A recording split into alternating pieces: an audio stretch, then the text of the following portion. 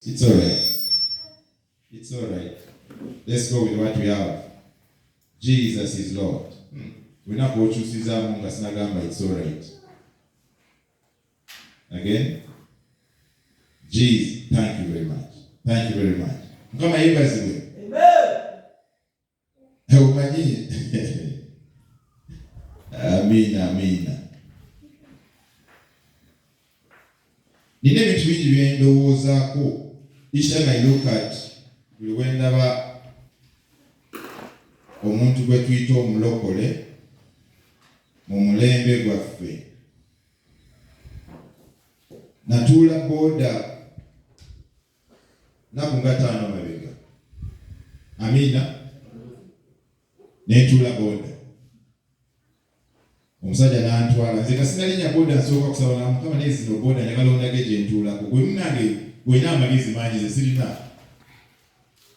Buli boda gye ntuulako oluusi aba musumba oba aba mulokole oba aba muntu nga yeetaaga kuzaamu maanyi. Kati ntuula ku boda eno omusajja neemubuuza n'entuula saayogera bingi neesabako essaala yange ey'obukuumi ne tugenda. Twatwala paka na oli biroto byenfunye n'atandika obyogera kasimubuuziza kirooto ki. Ne mugamba naye musajja gwe oli wa ddiini ki? Nze nazaalibwa mu famire y'abalokole tibalokole era namuvaamu. Ne mugamba nti walokoka ate n'obuvaamu. Omanyi eddiini enzo kati nakikuliramu waliwo ekkanisa gye twalimu nayogera ekkanisa enene mu tawuni eyo. Nafunawo omukisa nga balina okumpa kaputo ate abantu abeegayiriza abeefuula abalokole nnyo eyannemesa yali omu ku abo. N'olwekyo nze ebyabalokole nenkola ki? Nembivaamu. Amin. Nese nemugamba naye ekintu okulokoka otegeera ki kye kiri? Nkimanyi. Kubanga nze wakati wakula tuli balokole nengamba nedda tokula ng'oli mulokole. Oyatula obulokozi n'ofuuka ki?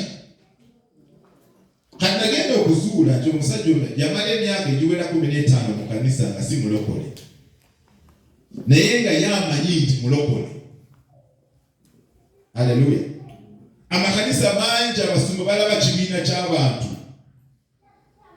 Tebali shuwa omuntu ono mulokole oba nedda yamanyi bantu bange bajja kusaba kutegeeza balokole. Kati yavunula ekirooto Mukama n'ampa amagezi ngamba kino kitegeeza kino ne kiri. Musajja gwe kyoyogedde kituufu. Naye mugamba nti okimanyi nti Mukama yakuyitako olina okubeera muweereza. Nze olaba kati bino babiyita batya? Twabangaawo tusaba nga ndaba ka vidiyo akakwata ku muntu ate nemugamba ebimuliko. Nemugamba nti tukiraba nti oli nabbi.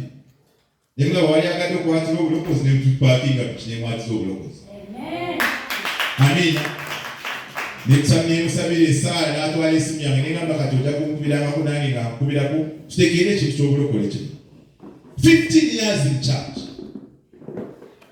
Gwe nga tebikuluma oba gwe kirina omwogyoli simanyi. So many people have become church attendants, but very few have encountered Jesus. And pastors are busy preaching to these unsaved people, telling them how God is going to bless them without telling them about the ultimate need of encountering Christ by way of salvation, by way of an epiphany where you encounter Him and you know that in your heart that you are born again. I mean, babeka wano mu mutima gwo mundere mu butuufu okakasa nti oli mulokole. Olaba, do you feel it? Do you feel that you're born again in your heart? Or you simply feel that you belong to a certain church, more so a big one that is so known in town, therefore you are born again? No, sir. We have lowered salvation to mean who is your pastor in this generation. The moment somebody tells you, my pastor is Pastor Ben Hinn, so automatically this person is born again. No. There ought to be a relationship that you build with Jesus. Amen? Nekiraba nekinuma nnyo mu ngeri ngamba ekitegeeza abantu bangi bali mu makanisa nga si balokole. Sijja kwogera n'amanya waliwo n'abajja wano ne bangamba nti baali basabira jini nembuuza wayatula ekiki okwatula kyeki nemwatiza obulokozi bali wano kati baweereza naye nga gye yava ye baali bamanyi mulokole ate nga naye amanyi mulokole. Banange ekkanisa ng'ebuuze nnyo tugenda kola tutya? today I want to share with us a message. I felt inspired last night to talk about winning with few. God does not win with the majority. Throughout history, when you read the scriptures, you will realize that God always wins with the minority. Katonda tawangula na kibiina ekinene. Awangula na ekibiina ekitono akabinja k'abantu akatono akasazeewo omutegeera mu mazima n'emmoyo. Bikola Bayibuli oyinza okuloza nkulimba okuva ku lubereberye paka kubikkulirwa. Tewali mulembe Mukama bwe yagamba nti kati asaidize n'ekibiina ekinene. Ndagayo olunyiriri. Nti n'asaidinga n'abantu kubanga bangi nti abo be batuufu. Kakitegeeza nti enkola za Mukama bw'ogenda ng'ozizuula munda muli ogenda kwesanga nti abatono ate be batuufu. Abangi baabula. Soma Bayibuli zo, ennyiri zonna n'obwosoma Bayibuli n'okimalayo. There is no generation throughout the scriptures, even before, where God wins or sides with the majority. It's very rare. You cannot find it in the scriptures. It's always with these seemingly defeated people. It's always with these seemingly rejected people, the unwanted, the smallest or least in their families. It's always such people that God works with to win. Amen. Muja kunsonyiwa nze mbadde sirina mu Uganda wiki eyo bwe ninga sibagambye. Ono bambi kankubira esimu ng'akasimu ke nkalabe ninga bakati bwe mukwata wano bagenda kumutema sente meka. Amina. Saawa 9 jo ez'emisana mbadde ndi Sudan. Zigenza okuwera saawa 10:05 nga ndi Entebbe ku kisaawa. Mukama na entambula ezo yazikola atya. Naye obudde bwentute okuva Juba paka Entebbe ne bwentute okuva Entebbe paka Mukono obw'Emukono okubisaamu emirundi 3. Kintwalidde essaawa 3 okuva Mukono okuva Entebbe paka Mukono. Naye tekintwalidde eddakiika 55 okuva Juba ku kisaawe kyabwe paka Entebbe. You see the chaos we are in as a country. Winning with few is what I'm trying to share with you. You must take a stand. Let even the people you work with know that this man, this woman sides with Jesus. Nina abantu bekola nabo business. Twade tu YouTube abatugeza ako kuyiya business. Nega siba lokole. Ya my partners. Nayeze nakiteeka ontize ndi musumba ndi lokole bagayi mu kimanyire. Katwade tuliyo mona agamba. Tunogenda kunonyamu abawala ba Sudan abalungi kati manyi ku street tulaba bana abakubibwa enjala. Abalungi babeera yeye mu mutwe ebirungi. Nemugamba kati omanyi gayi kati mwe mugende nzija kubeera mulungi asoma Bayibuli yange ate okimanyize ndi mulokole kati mujja kunsanga. Naye ogedde ekintu kyate ne kimufumbita nnyo ku mutima ne programu y'okugenda baakisazizaamu. Kasigale ku hoteri. Ndebe kati kabia katukanyere ku hoteri nga bakusabira wanigamba kati wogenda kunoonya abawala nze okimanyi ndi muweereza ndi musumba. Naye nga tebasobola kuneewala kubanga wano Mukama yampa akacupa balamba. Naawe musabe. What am I trying to tell you? Winning with the few. I am one, they are about 2 or 3. Siba lokole. Ate obuzibu omusajja buli wafunamu akasente nga si mulokole. Ekijjako aba mukazi.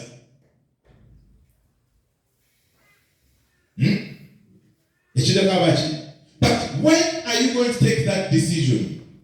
To decide to walk with the minority, regardless of how much isolation you feel, regardless of how much rejection or relegation you feel, in a bid for you to fulfill that which God called you to fulfill.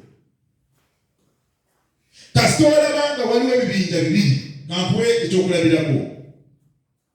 Buli lwolaba ebibinja ku nzikiriza oba ku ndowooza ku ky'obwa Katonda nga bibiri. N'olaba kimu nga buli omu akigula. Ng'ate abatono boogera ekirala. Jjukira oba otegeere nti ekitono kye kituufu. I'm giving you a formula. I am giving you a formula. Amen. Nalabye ebbaluwa wano. Eva mu esi Bethany Glory Church Mukono 7. Nzomanyi obudde bw'okukitundu basangala bw'onoona. I go straight to the word of God. To the pastor and all Christians Apostle Japheth, and the church of Chigowa. Invitation to an overnight service. I wish you all in the name of Jesus Christ, our Lord, we glorify God for the great work that you're doing for winning souls and nurturing souls.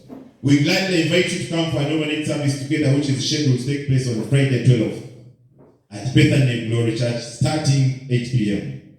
The anchor scripture, Isaiah 55 verses 1. Amina. Wobango oyina time ochula mu emirembe sikuina akubuzibu. Genda mu overnight. Amina. Omanyi obulembe bwaffe buno bukusesa. Nze sina buzibu bw'ogenda mu makanisa 10. Kubanga Yesu tugenda musiika na Yesu y'omu. Siwe kiri? Naye ebibuuzo by'anaatubuuza answers zirina. Amina. Wuliriza bw'oyagala tambula sina buzibu. Naye ebibuuzo by'anaatubuuza ku lunaku luli answers zirina. Amina. Yesu lwaki kugamba omusumba omutuufu akusingirayo bamwita Bayibuli yo. Nange Bayibuli eyensinga obusumba. Amen. So ekyo tukibuddeko bw'oli owuliramu emirembe osobola kukola ki? Naye omulembe gwaffe guno gwo gwaba ki? Bino ebintu binsumbuwa nnyo. Kijja kitya nze neewunya wala ebintu byempulira n'enjiri ne ziva ku mutwe. Nti omuntu mulokole nti ate agenze okwebuuzaako bakaita batya? Okufunayo kakiru mikwiki. Kano kakiru mikwiki konti n'akateeka nti ate mulokole. Nze kankugule nze Michael ndaba wano. Neemala nengeza okuyingira esawo bweti. Nendiyingira mu ntinzize ntudde wano. Omusabiza ngobayo. Oba kyendinyogera okitegeera? Oba nsobola okutuuka mu compound ye bweti n'agamba musajja gwo tetujja kukolako genda. Kubanga Katonda bw'oba omukuteka waliwo ekikutambulira. Ogenda otya musaba ng'oli mulokole. Walokoka.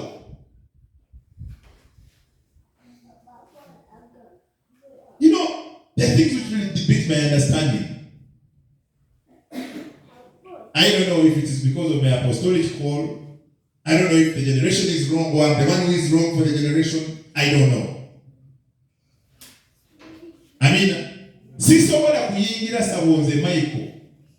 Omusabize n'atakuba endulu n'adduka. Sisobola. Tekisoboka. Kakati omwoyo omutukuvu gw'olina naawe gw'olina. Omwoyo omutukuvu Petero gwe balina naawe gw'olina nange gwe nina. Kakati bwe kijja kitya ate osobola n'okukwatahiriza ate nga tewali buzibu. Ekitegeeza nti waliwo there is need for us to encounter God.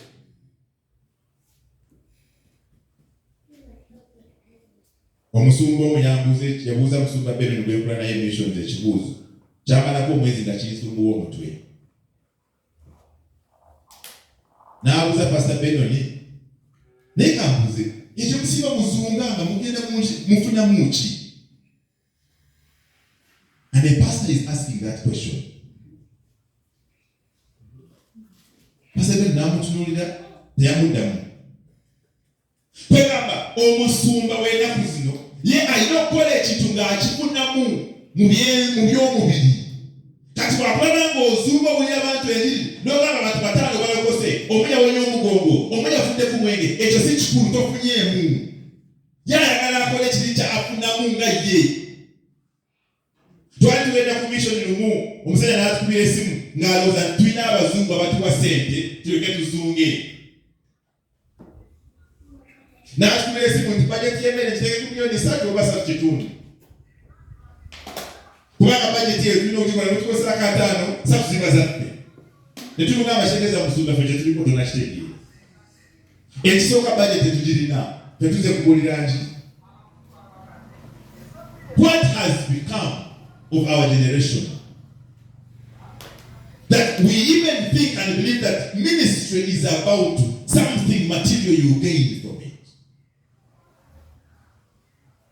To a point that you even can tell lies and cook documents. Why? Because you want to prove to people that the ministry is growing and you're looking for sponsorship. That's why I will never ask anybody for their sponsorship. Me, Michael. And if there's anybody who has ever told that I've ever written any letter to anybody asking for sponsorship, they are lying to you, not me.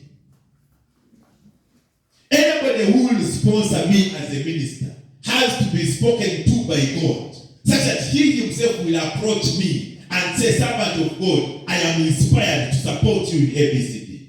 Short of that, you will never see a communication from me. Hallelujah. Katika tono na kwenye kumulira konze ekinuma njagala nkuteke kyempulira mu mutima gwo otegeere Katonda. Era bw'omala okutegeera tojja kubuuza amuzibwa kubanga omulembe gwe tugenda mu mukyamu nnyo oba gwe tuli mu mukyamu nnyo. Amin. Tegeera nti Katonda bw'aba akulokola. Oh, thank you Jesus. Waliwo omuntu yajja wano Mukama kinzijukizza n'agamba nti sisita we yali mulokole nti kati abivuddemu akkiriza birala ataze nokuleta birala simanyi birala nengamba nti oyo mulokole oyo bamutuka omuzimu gumulinnye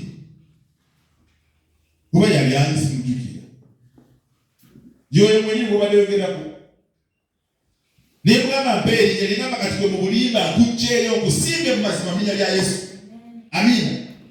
Kati waliwo ekintu ekyoyo ekirinyirira omuntu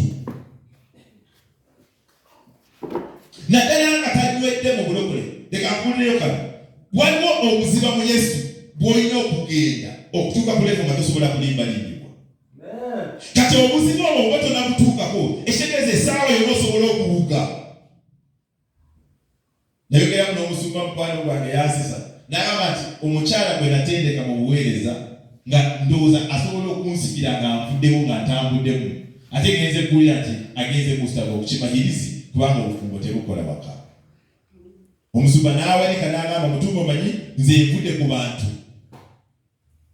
nvudde ku mulembe guno, nasumba omukazi emyaka 6 nemutendeka okusaba nemutendeka okunoonya Mukama nemutendeka byonna naye afundikidde ayingidde walubaale kunoonya ansa. Kati ensonga lwaki oli akubuuza wabanze sigenze kuloga Bayibuli egamba Bassekabaka ekyokubiri 2 Kings chapter 1. Let's go to the Bible.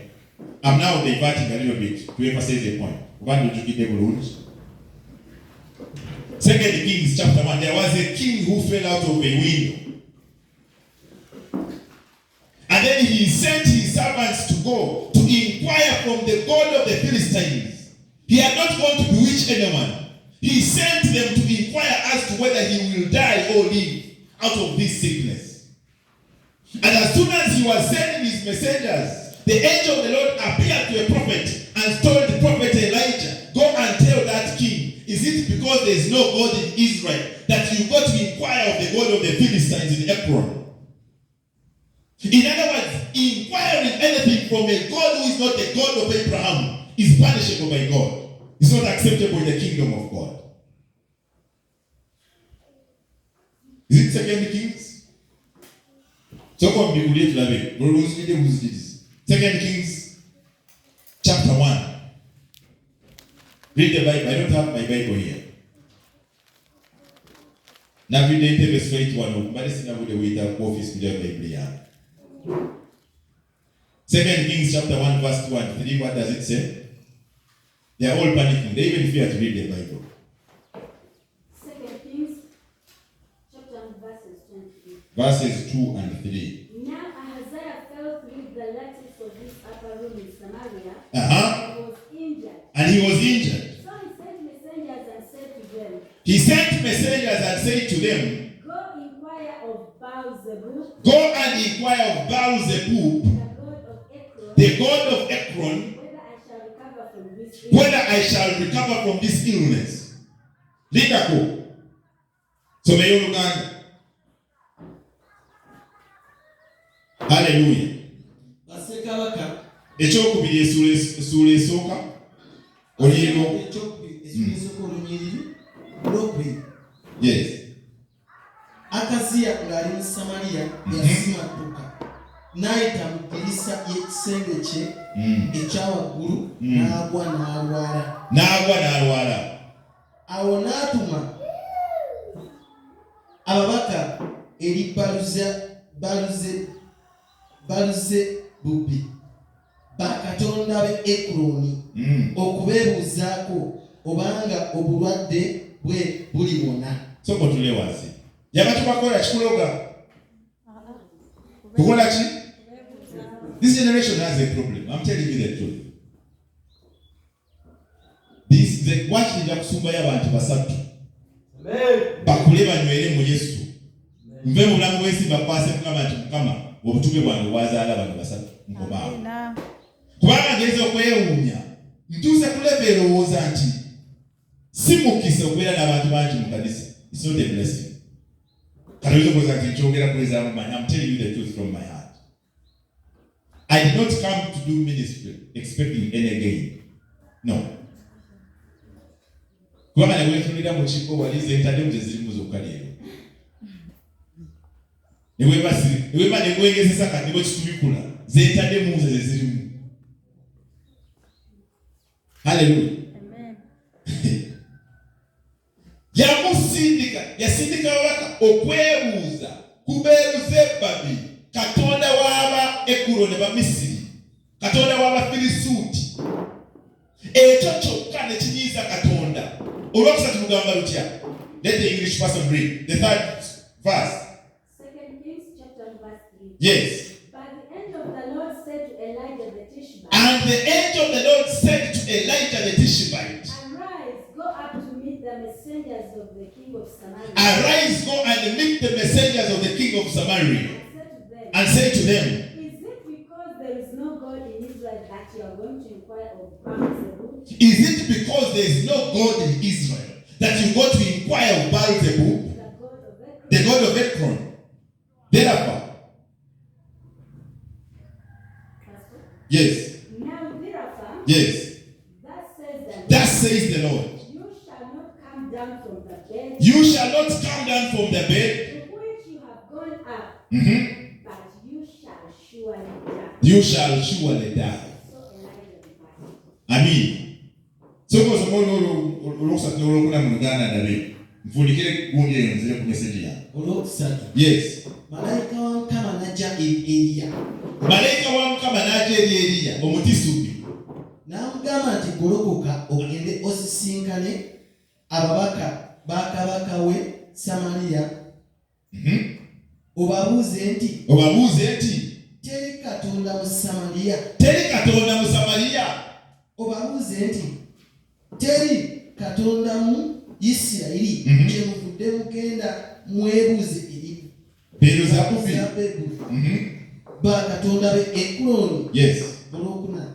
N'olwekyo bw'ati bw'ayogera Mukama nti toliwona bulwadde bwo naye ogenda kufa. Eriya bwe yamala okwogera ebyo n'agenda bibye. Kubira Yesu engalo z'amaanyi. Okwebuuza ku Katonda atali Katonda wa Isirayiri gwe tuweereza. Ebyo by'Isirayiri sigeze kuloga. Ngeze kwebuuzaako. Okwebuuza obanga ogamba nti ye taliiwo yafa. Nti oli ow'esabo ye Katonda. Kale otanga okwekiraganya. Nti ngeze kwebuuzaako Justin. Ngeze kwebuuzaako Justin. Good. Oli mulokole. Singa obadde mu Katuliki n'aligamba Yesu. Kubanga Bakatuliki n'enjiri batambula nazo. Naliyo. Kubanga bwe nali omulwadde ng'ekirwadde kindibumize bantwalanga ne bansalasala ate kusaanyize mu maaso wange. Understand how to walk with God. The God we serve can solve your problem. You don't need to balance him with witchcraft. In fact, if you have the ability to enter a shrine and that shrine remains standing, then we question your relationship with God. You need to wake up. Amen. Omuntu bw'okwata ku Mukama buziba ne famire gy'oli bwe babanga bali busamize bakukola mu nkutu nga toliiwo bw'obanga olokose ebyamazima. Naye kakati bwe walokoka naawe bakukwasa ensaasi tikundi jangu kukika ekika kisazeewo kwata wano naawe n'okwata. My brother, my sister, some of us met Christ on a serious note. Katonda yandesaawo bintu bingi nga ali mwana muto myaka 19. I cannot play around with my relationship with you. Kwezanya osanga tolina byakulekeseza. Amina. You can play around. I think there's nothing you have lost for the sake of the kingdom. And there's nothing you expect when you meet him. For as long as we lose sight of the fact that one time we shall stand before a holy God to give accountability, when we lose sight of that, then we are likely to be playing around with our salvation. Why? Because we have lost sight of mandate. I came to share with you on a message called Winning with You. In other words, if you want to be amongst the group of the many, you are likely to be lost. You are a minister of the gospel. You want to be a friend of every pastor all over the place. You are a musician. You are singing for God. You want to be a friend of everybody who sings. Honey, you are going to lose it. Jesus makes a statement. Oh my goodness. Thank you, Jesus. He makes a statement, I don't remember exactly where he says that wide is the way that leads to destruction, and narrow is the way that leads to life. I think it's in Matthew 7 verse 13. Let's open that scripture. Matthew 7 verses 13. Jesus says, enter in at the narrow straight path, for wide is the way that leads to destruction, and broad is the way that leads to destruction. And there be many that find that wide way. There are many who go into that big way. In other words, the concept of democracy does not apply in the truth of God. It's not about how many people are saying this. It's about what is the Lord saying in Matthew 7 verse 13. Amina. Kachitegeza ati Katonda yetawangula na group enene oba abakirize ensonga eyo lwakuba bangi. Katonda ye awangula n'enkola ze eza olucho olufunda eyo gyawangulira. Are you there with me?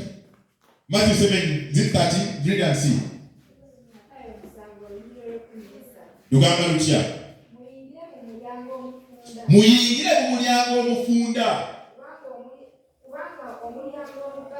Kubanga omulyango omugazi lyekuba eridda kukuzikirira n'abaliyitamu bangi. Gurupu eyo somo lwe 14 tulabe.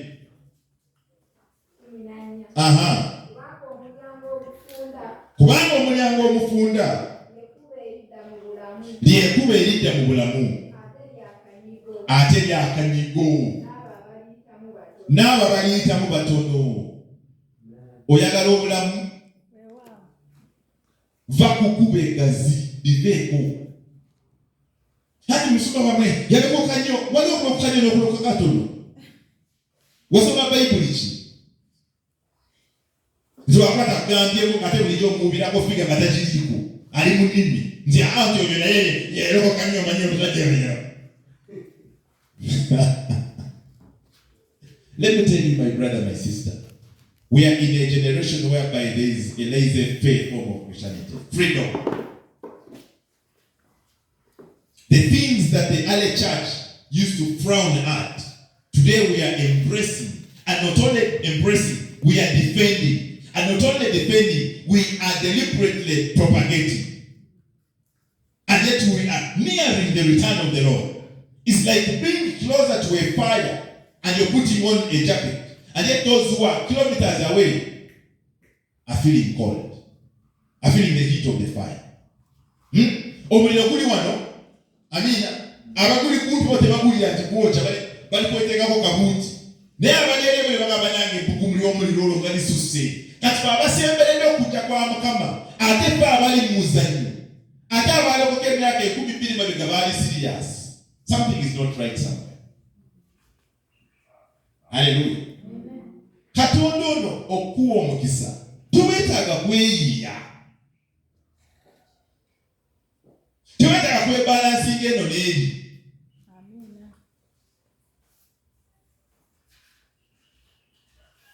Esimu endala yazze ntate twagala otemu ogirinye ogende bulungi. Siwali gwensabye nti banange njagala kulinyako enyonyi no. Nze sisabanga Mukama nti Mukama nsaba mu linnya lya Yesu banange enyonyi. Nze mpeereza Katonda. Ate enyonyi gy'erinnya si ya bwakadamu, omanye ne tetugibale. Twali mu takisi lumu Ngabantu bogera. Nze lukola bano nalina kebati. Omukazi namugamba olinya bati ki? Bwoba walinye bati ly'obwakaddaama ebyo tetulibala. Kubanga waliwo ebbaati ezitegeerekeka ng'ogenze osula mu hoteri bakulinze n'oyogera n'ovaayo ate ne bakusasula. Eryo ly'ebbaati etuufu. Omukazi oli yansesa bannange.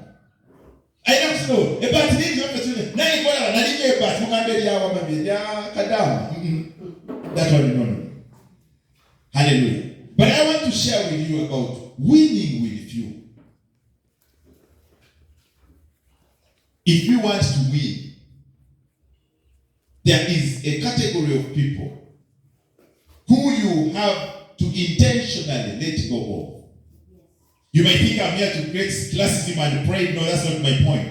But there is a category of people who don't perceive the kind of mandate you perceive in you with God.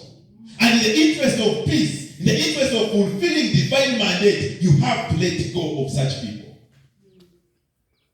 I used to have friends, born again friends. These privileged people, they pray in an English-speaking church.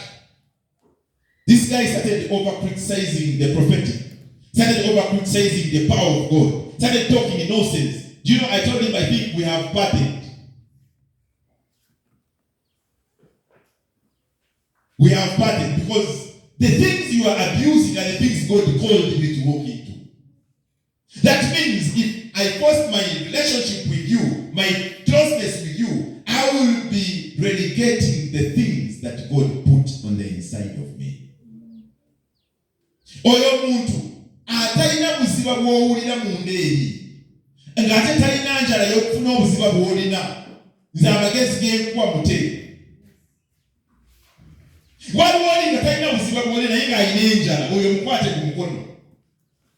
Naye agezaako okuyiwa amazzi ku muliro gw'ozimbye mu mmeeme eyo mu ndeeri ng'ate akitaddemu amaanyi, oyo muganda omanyi mukwano tunaasinkana mu maaso eyo. Haleluya. Ebintu by'omwoyo bituufu. Leero badde nga ngenda kwimuka ku macyandoza obudde nga bukya neefuna okwolesebwa sijja kugenda buziba. Waliwo ekkanisa gye nasabiramu edda.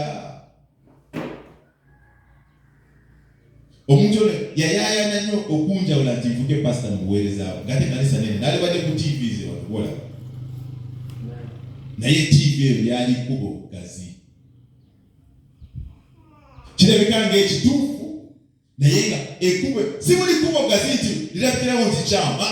Waliwo ekkubo nga liryo naye nga lyofunda ogeraageranya ne liri abalala gye batutte. Olina okukola ensala by'ogamba nze eryanje Mukama lyansaliddewo liri lino. Omusajja n'andabikira. N'abasumba be nalekayo nga abantu be yali ayawudde abafubukafubuka twali nga benkananze nga tukyali bato. Ezimuleete omusajja nga bakyalina interest. Nigamba navaayo myaka dda. Ekisooka ninamuweereza Samuel mundeke. Ekintu ky'omwoyo ensigo gy'osize mu mwoyo tefunda. Kati bakusomeseza wano nti okubeera mu ddungu eyo Mukama gy'omukwatirako. Bino byekugamba saabifuna nti wakulanya chips and chicken. Tebyansanga ku meza ya chips nti wano waliwo kacumbari waliwo mayonezi ositegeera nti bano bakuteereko. Tebyansanga eyo. Byendikubuulira nabijja mu ddungu ate nga babirikutaasa. Kati eddungu tolidduka kubanga mu ddungu towangula na bangi. You win with few while in the wilderness. And it's after you achieve the process, the products of the process of the wilderness, that you can come and feed other people well-cooked meals in things of God. Judges chapter 7 verses 2 in your Bible.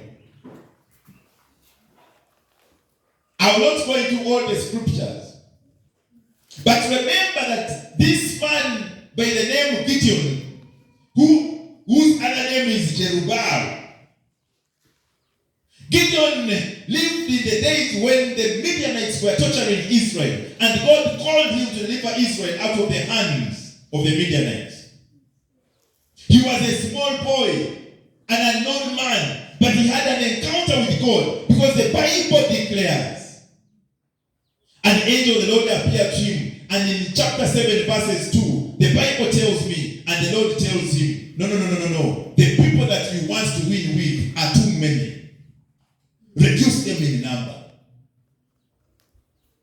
They told him to go to battle with the Midianites. He collected an army of 32,000 men.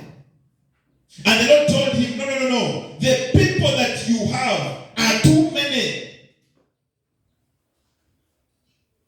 But remember, he had 32,000 men, and yet the army of the Midianites and the Amalekites was 135,000. And the Lord is saying the 32,000 are too many compared to the 135,000. What is more? Genda kuchikunyonyola. Gideon bamuyise mukama amalabikidde. Nti akati bwe agenda kuyamba Isirayiri okulwanisa Abamidiani bababonyabonya. Gideon musajja watu n'akuŋŋaanya abasirikale 3,200. Amina. Ng'ate Abamidiani bali 13,000 bagenda okulwanisa. Ye alina 3,200. Ng'olabawo nti agenda kuwangula. Naye ate newankubadde bali 13,000 Mukama ali mugamba 3,200 b'olina Gideon bakyali bangi ne tojja kuwangula nabo. Bakende. Amen? Let me tell you something. Katonda ng'anaawangula naawe ajja kukutemako byonna ebisobola okugamba nti nze manyi nali nsomye nnyo nsonga lwaki obuweereza bwakola. Naye omanyi nze owola bwange nali musabi nnyo obuweereza ensonga lwaki bwakola. Ajja kukutemako byonna osigale mu bbanga. Nze gwolabona nasigalako mu bbanga mulamu bwange nnyinga akakooko akatalina na byoya. Ensi n'entunula naye n'entunuulira n'etandika okunoonya Mukama. Kakati Bayibuli egamba mu Lwokusatu nti n'abagamba nti buulira eggye ly'emitwalo 3,200 babuulire bonna. Oyo awulira nti alinamu okutya mu lutalo luno, alinamu obutiitiizi, mugamba adde waka. Emitwalo 2 ne gidda waka. Emitwalo 2,200 ne badde waka n'asigaza omutwalo 1. Abamidiani bakyali 13,000. Katonda tawangula na bangi. Awangula n'abo abasazeewo okutwala kiri ky'abagambye okukola. Amen? Kubanga mu military science tojja kuŋŋamba nti mu butuufu tubadde 3,200 tugenda kulwanisa 13,000. Ate n'emitwalo 3,200 oligamba tukikendeze kati nsigaziza omutwalo. Kati olikuŋŋamba nti tugenda kulumba Abamidiani, tugenda balumba tutya? Winning with few in God.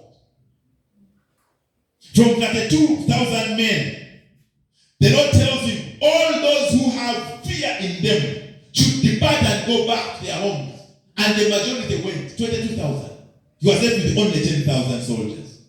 Up against an army of the Midianites, which is 135,000.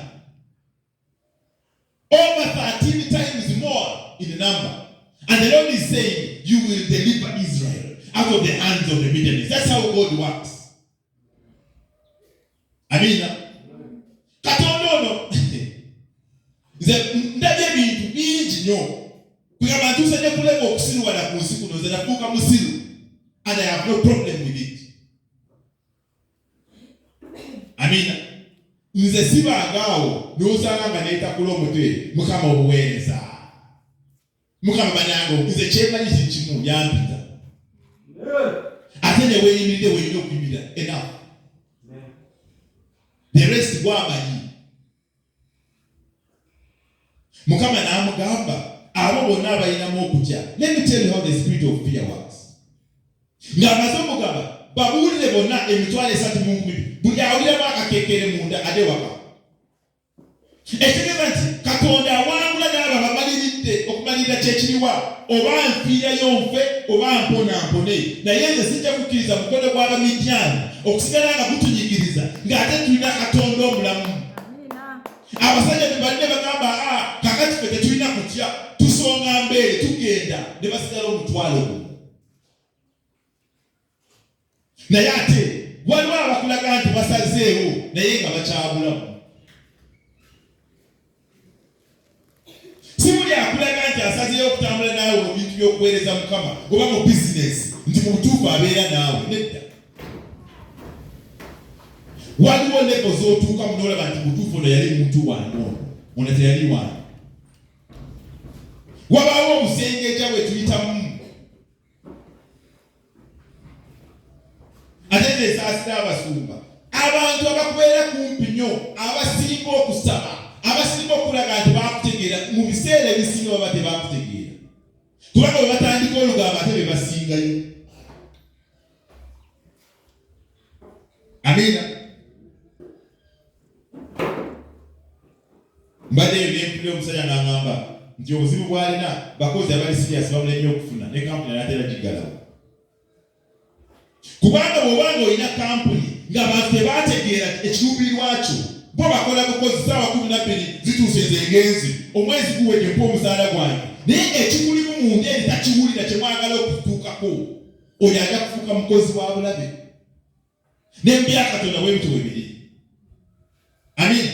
Kakati omusajja ono ye n'agamba bw'obanga owulira munange otiitiira mu genda famire yo waka bakufumbira ettoogo olye, bino eby'olutalo tojja bitegeera. For God has not given us a spirit of fear, but of power and of love and of a sound mind. 2 Timothy 1:7. Kasita olaba nti okutya kususse, etegeeza nti endowooza yo eba tekyali kiriya. Your mind is not sound amidst fear. It is decisiveness that gives us a component of a sound mind, even in decision making. You can't walk with God amidst fear. The fearful cannot serve God, I'm telling you. Read your Bible, 2 Timothy chapter 1, verse 7. He has not given us a spirit of fear. The only reason Gideon asked the 32,000 men and says, among you, if there is anyone who feels intimidated, who feels encapsulated in fear, please go back home. And the whole 22,000 people went back home, and he was left with a mere 10,000. The spirit of fear.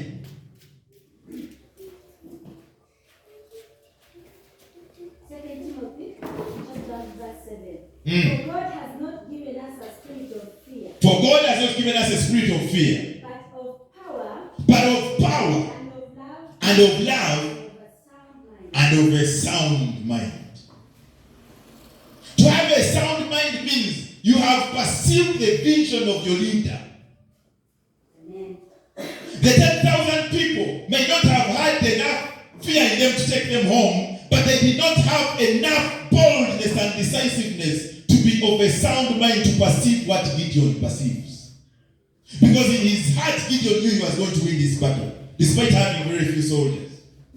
Amen. Hallelujah. Gideon yeye yali akimanyi okutya kukola kutya. Fear will make you glorify the now. Okutya kukuleetera okugulumiza embeera eriwo kaakati. Kati nze sirina mmere n'alikoze eki. Kakati nze omwana yali agenda kusigala waka n'alikoze eki. Okwo kwe kutya. Omwoyo gw'okutya kukulaga bino ebiriwo. Naye omwoyo gw'okukkiriza ogw'okusalawo okutuukiriza ekyo Mukama kye yakuyitira gukulaga biri ebiri wala. Tolina okukwatako wali. Ky'oba otunuulidde. Amin. Kambuulire. Waliwo abantu abalokole teeku bbiri. Nze byenda byemu obudde bwemaze nga n'ebintu by'ekkanisa bino. There are two types of believers. I don't know if that is from heaven or it is our doing. There is somebody who confesses Jesus and instantly becomes a property of God. And there's another person who confesses Jesus and half of them become a property of God and half of them remain a property of the world.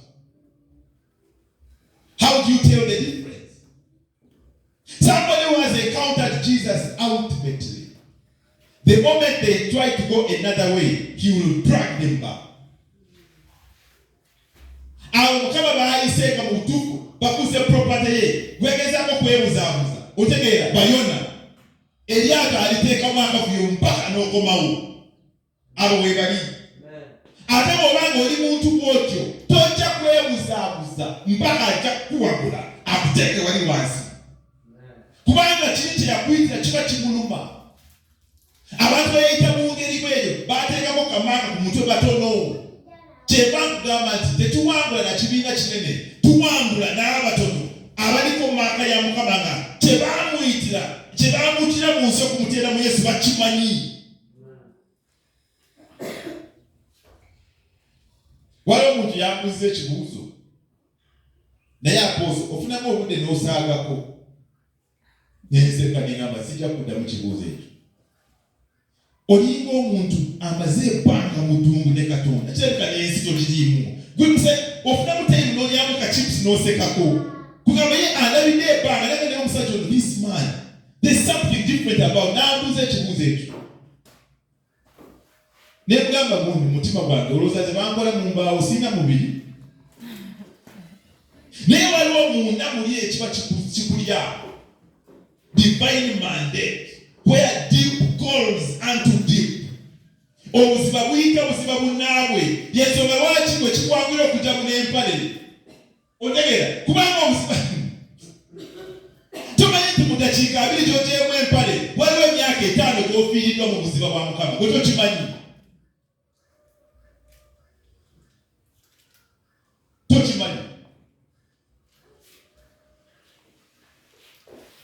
Hoteli gye tubaddemu eri nze mbuulira amazima bw'ozituusa mu za Uganda olunaku lumu metwala zimwe na kubiri obasa lusirikira bulungi, naye ng'abawala abakolayo bava Eritrea ng'enviiri zaabwe zikoma wano wansi figa toyogera mulebe. Era singa mbadde muntu alibadde ngamba